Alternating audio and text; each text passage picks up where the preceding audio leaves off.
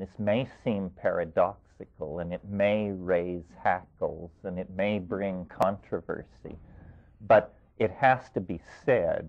There's always been a strain of this in my thinking, in what I'm about to say, but my son pointed out to me that I needed to hammer this particular key harder. My son is sort of my surrogate in the culture. He goes out to the highways and byways and listens to the murmurings of the people and then tells me what's going on. And this brings us to the subject of relativism. I'd never quite heard it put this way until he put it to me this way. What is relativism?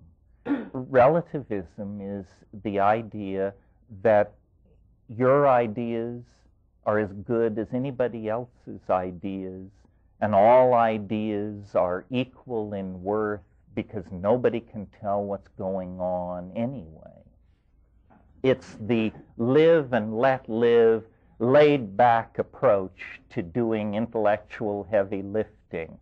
I'm a nihilist, you're a Nazi, you're a Christian, you're something else. Hey, no big deal. Let's just hoist a beer and party on. Well, I have to defer. And people say, well, but now this sounds like you're advocating acrimonious and emotionally painful judgment-making that will leave some of us disenfranchised from our belief in the space people or the presence of great Atlantis or something else that's very cherished.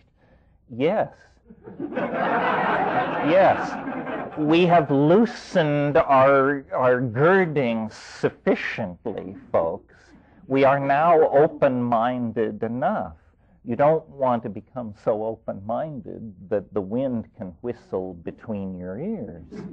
And there are logical razors and rules of evidence that can be brought to bear on any situation.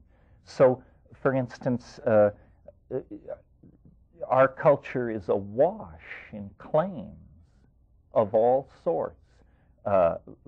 Religious claims, the 1,000 various religious offerings on the market, and then it moves over into medical claims, dietary claims, claims of superior sources of knowledge.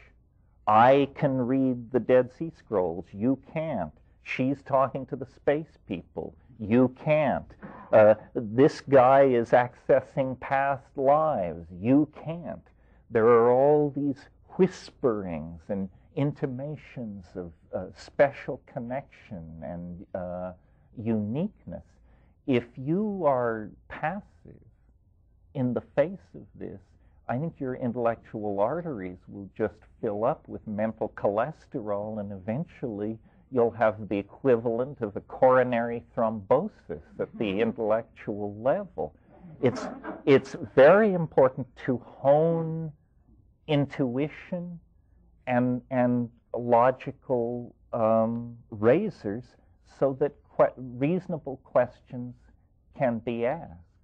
And it may break the mirrored surface of we're all in it together, the illusion of community maintained by nobody ever criticizing anybody else.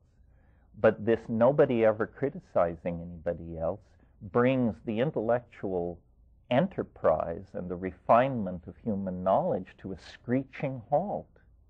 The way in which the intellectual enterprise moves forward is by being critiqued